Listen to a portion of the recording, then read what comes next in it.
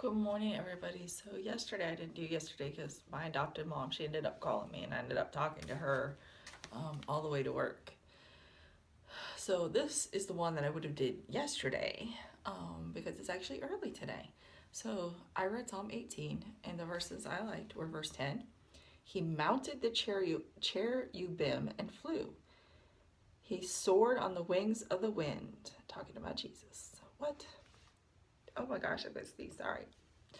Verse 30, as for God, his way is perfect. The word of the Lord is flawless. He is a shield for all who take refuge in him. Verses 37 through 38, I pursued my enemies and overtook them. I did not turn back till they were destroyed. I crushed them so that they could not rise. They fell beneath my feet. And the questions are, when are you most aware of God's love for you? And honestly, I put after a hardship, and I can see what God was doing and how it made me grow. So true. And then when I'm in God's presence, and I mean like in that place that I've talked about before, the holiest of holies place, like that's, I think, when I'm like most aware, I guess, of Him and like just, it's just what it's, yeah, it's unexplainable. Second question, will God shake heaven and earth to save you? What? He already has when Jesus died on that cross. What? Who fights your battles, you or God? And I said, I try to fight them sometimes, but really it's God who needs to. And when I get tired enough, down to nothing, the lowest point, then I give it to God. I don't intentionally do this, but it does happen. Huh.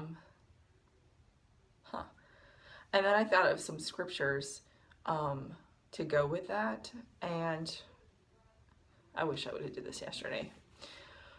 But Exodus 14 and 13 says, fear ye not, stand still until see the salvation of the Lord.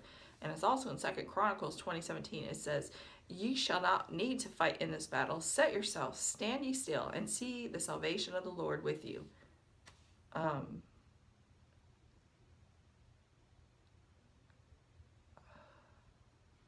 Okay, I don't know.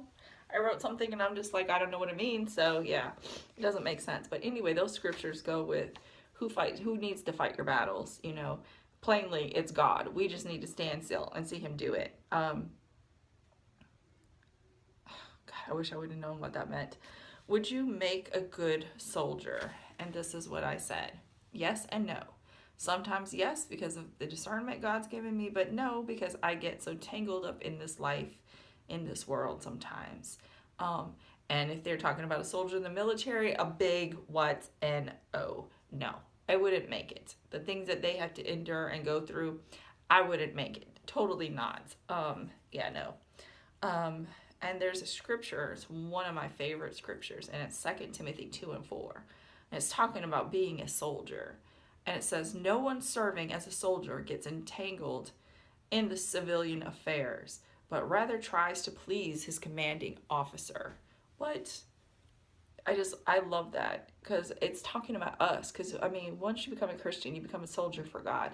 And it says that no soldier gets entangled in civilian affairs. So we don't need to get entangled, as they use. We don't need to think about all these things that are going on around us.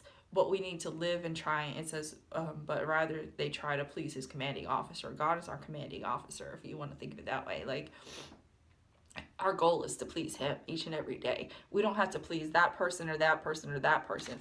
Our goal is to please him every day. What? So I know today, this is really yesterday's, it's short.